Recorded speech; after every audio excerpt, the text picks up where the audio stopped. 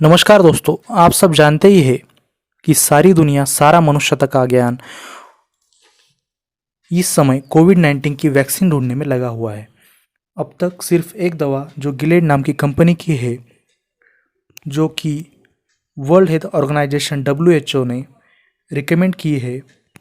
अगर ये दवा कोरोना पॉजिटिव होने के बाद अगर इनिशियल स्टेज पर अगर मरीज को दी जाए तो कुछ हद तक फ़ायदा हो सकता है। ये दवा वर्ल्ड हेल्थ ऑर्गेनाइजेशन ने इसलिए रिकमेंड की क्योंकि ये दवा जिस वायरस के लिए डेवलप की गई थी उसके सिम्टम्स और कोविड-19 के सिम्टम्स कुछ एक तरह के थे, लेकिन ये पूरी तरह से असरदायक नहीं हुई।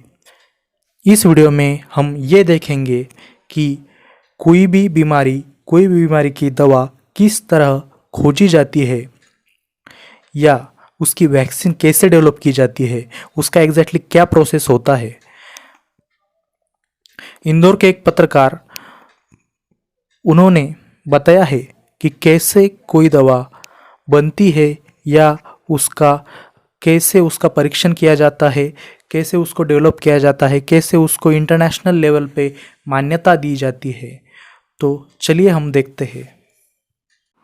सबसे पहले वो दवा संबंधित रोग के कीटाणुओं पर लैब टेस्टिंग होती है उसकी।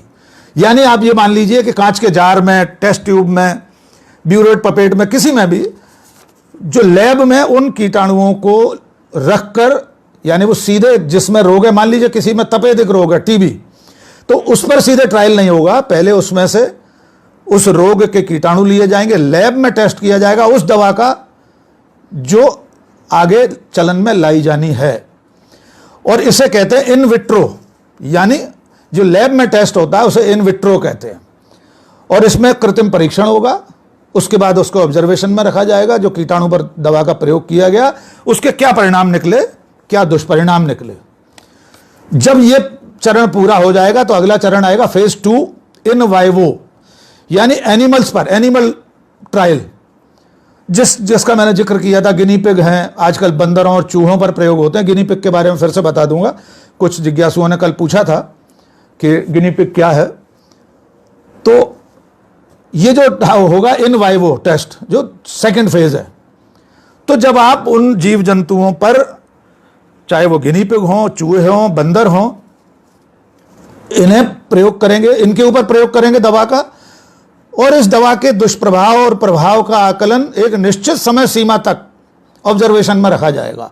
अगर परीक्षण के दौरान वो जीव जंतु जिस पर आपने ये एनिमल ट्रायल किया है, अगर उसकी मृत्यु हो जाती है तो उसका पोस्टमार्टम होगा।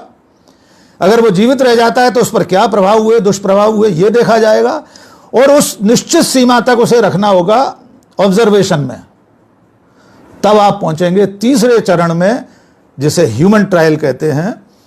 किसी भी मानव पर इसके प्रयोग के लिए इन विट्रो, इन वाइवो के बाद आप ह्यूमन ट्रायल में पहुंचेंगे। और उस ह्यूमन ट्रायल के लिए सरकार के नियम हैं, सरकार के विभाग हैं।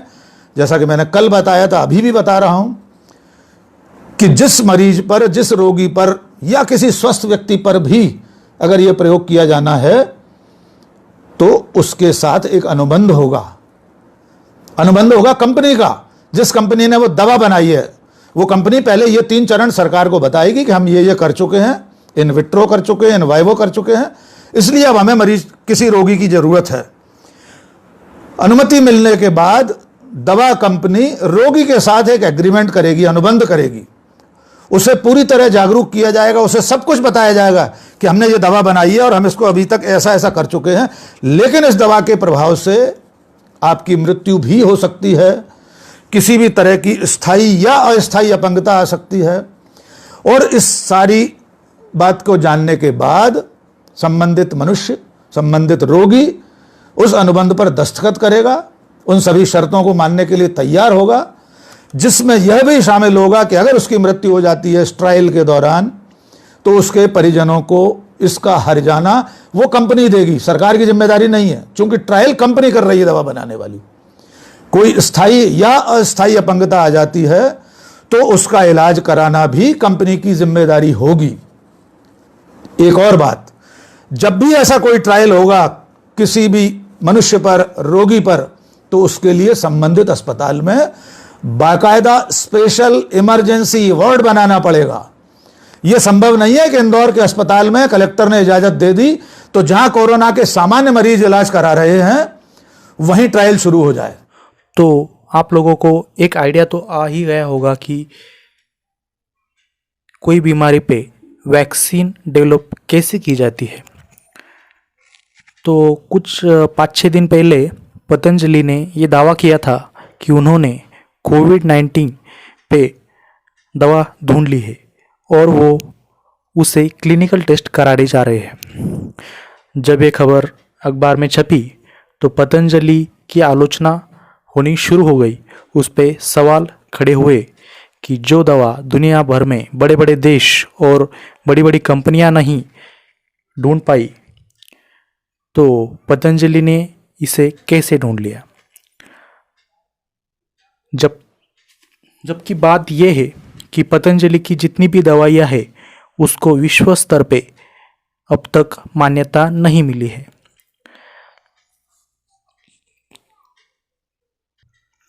तो फिर कैसे आचार्य बालकृष्ण, बाबा रामदेव और पतंजलि इन्होंने ये दवा ढूंढ ली।